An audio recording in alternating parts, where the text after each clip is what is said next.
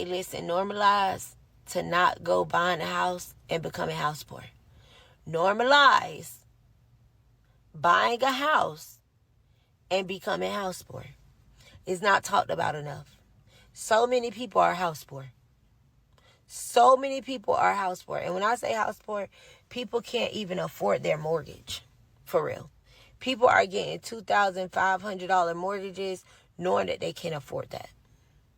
Not only that, people are closing on homes with significant others. And as they're closing on a home with significant others, anything can happen to the significant other.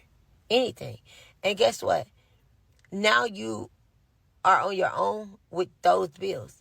And those bills are extremely too high for you. So now the home is going into foreclosure because you can't afford the mortgage. I agree with you, young lady. I'm glad you sent the call to normalize living within your means. That's what I'm going to call it. So you're not house poor. We're going to give you some real actionable steps that you can follow. And if you do so, when you move into your home, it will be a blessing to you. For those of you that don't know me, my name is Robert. And on this channel, we simplify the home loan process. Leg up. I want to give you my opinion on or what house poor is to me.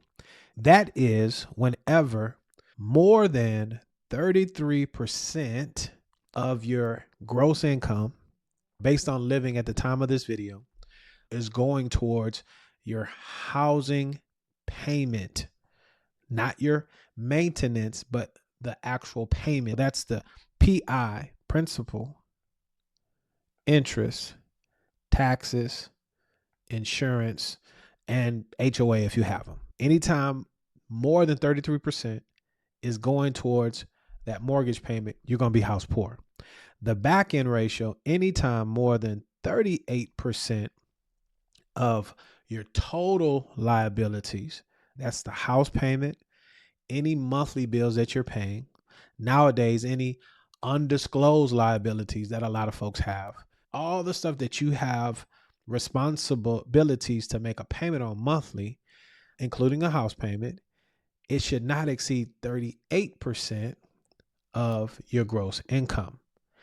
If you put yourself in that situation, in my opinion, you're going to be house poor.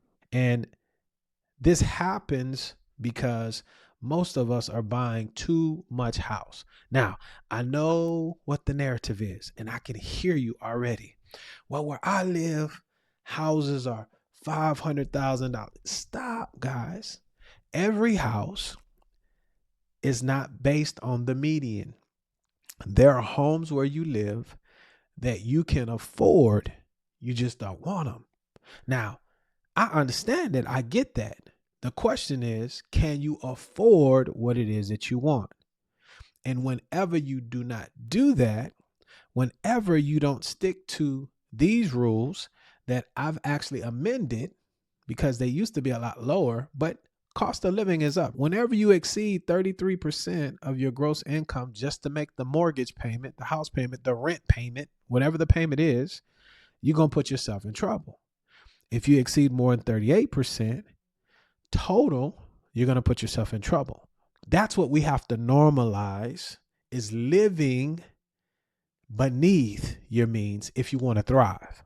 But at minimum, you have to be at your means where you have some left over so that you can live your life the way you want to. The way you live is not the way I live. Hopefully you know yourself and you know what you like, and you can budget for that lifestyle budgeting that you want to do the things that make you happy, all within guidelines. A budget. You got to have a budget. For those of you that can hear and will not get offended, because one of the biggest fallacies here in these United States is that there's no limits. There's limitations on everything. And until you change your mindset in that area, you will always be bringing up the rear because you are the one that will be paying for everything. Now, the reason you don't want to buy too much house and become house poor is because of the maintenance. Most people just focus on the payment. But that's not the ownership of the home, which encompasses some of these things: your roof, your HVAC, your plumbing, your foundation, windows, just the normal maintenance to own a home. But what you have to also understand is the TMI, the taxes, the maintenance, and the insurance. These are the costs that are going to be represented by the size of the home that you buy. And over the last, I don't know, we'll call it 20 years, the sizes of homes have gone up and up. And what you don't realize is, because you are living beyond your means and a payment could get you into the home, does not mean that you can afford it, because you've broken these laws, these rules, the law of ratios. If this is resonating with you, drop a like and make sure you're subscribed so you don't miss content like this.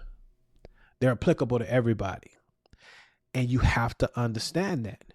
So to normalize not being house poor and buying a home that you can afford, size matters.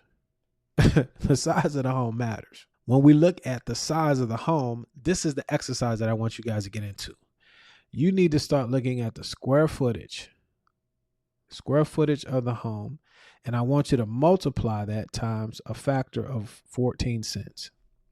When you do that, in your preparation to become a homeowner, and not one that is house poor, but one that is wealthy. Okay, that's a different term altogether. Here's the deal. I make free videos for you. I actually know what I'm talking about. And if you implement, it will help you and or your family get onto the property ladder. The only thing I ask is that you hit that subscribe button and the notification bell. Not just in your home, but we're talking about your health, your mind state, your children, your family, the whole nine. We want it to be wealthy, but we're going to prepare, because preparation is a wealth exercise. I'll give you an example here. If you're buying a 1,500 square foot house, the maintenance factor is $210. And that equates to a house in cost that's no more than $252,000.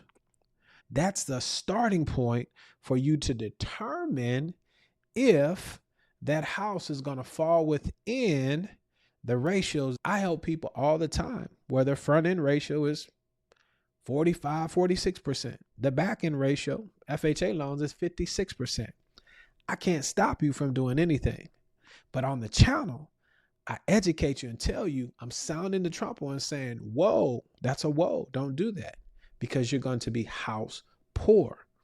And you hear all of the reasons that we all use to justify the things that we want to do.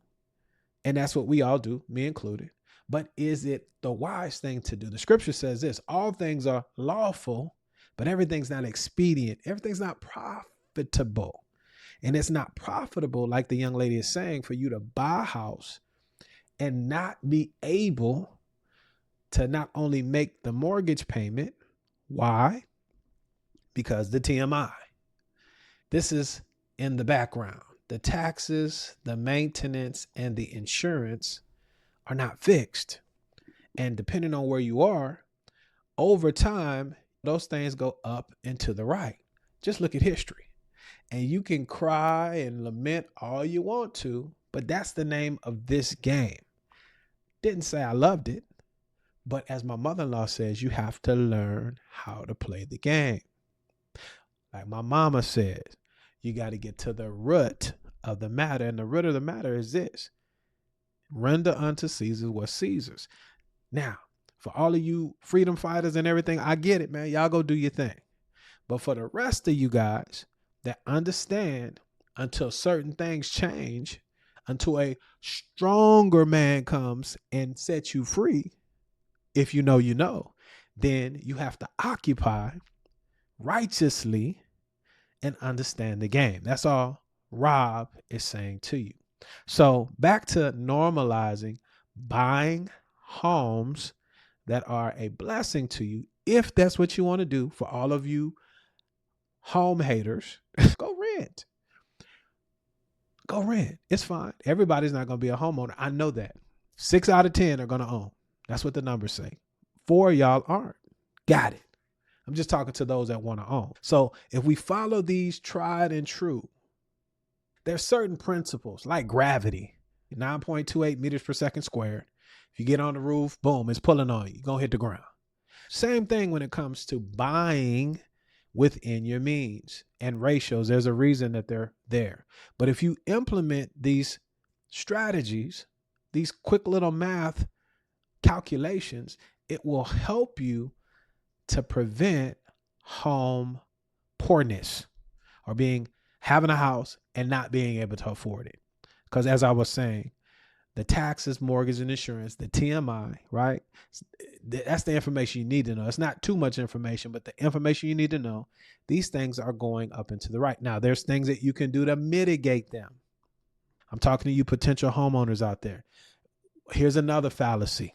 Everything's easy. If it was easy, everybody would be doing it. It's not easy. Because see, the people at the bottom, the people in the back, they pay for everything. I'm just telling you, somebody that came from back there and down there, I'm giving it to you the real. It's not for you to know. You got to fight to get to the right information, the right behaviors, because they've been gatekeeping. But here recently, this thing called the internet is a beautiful thing. And most of us are using it the wrong way. We're using it to get into houses and become poor instead of becoming owners and being better stewards of what we have. So I digress. Y'all guys know what it is when you come here. I got an opinion. This is an AI, and we actually do this, and I care about you, okay? So you could just take these little calculations. You could take the square footage of the home, multiply it times 0.14 cents or 14 cents, and get the monthly maintenance cost. You take this and multiply it times 12. That'll give you the annual cost of maintenance for said home. It's roughly 1%. And then you divide that by 1% and it'll give you a maximum amount. Now, there's no 100% guarantees in anything, but I put my name on it that if you follow these things, you will not be house poor. Moreover, when it comes time to repair the roof, or if you got any HVAC work that needs to be done, or plumbing work, or foundation work, which you shouldn't, but if you do, part of it, windows, whatever comes with owning your home, you will be able to afford it comfortably, and you won't be house poor. If you have watched the video and you said, you know what, Robert, I understand and I'm ready to become an owner. What's my next step? Click the link in the top pinned comment or in the description of this video and schedule a consultation call. And if there's a fit, then we can move forward to the next step. If you're not ready to take that step and you're still educating yourself, no problem. Watch these 2 videos. I've curated them personally for you. It will help you move down the road until the time that you're ready to reach out to the lender that you know, like, and trust. You guys be good to one another. Let grace abound. And most importantly, stay blessed. Indeed.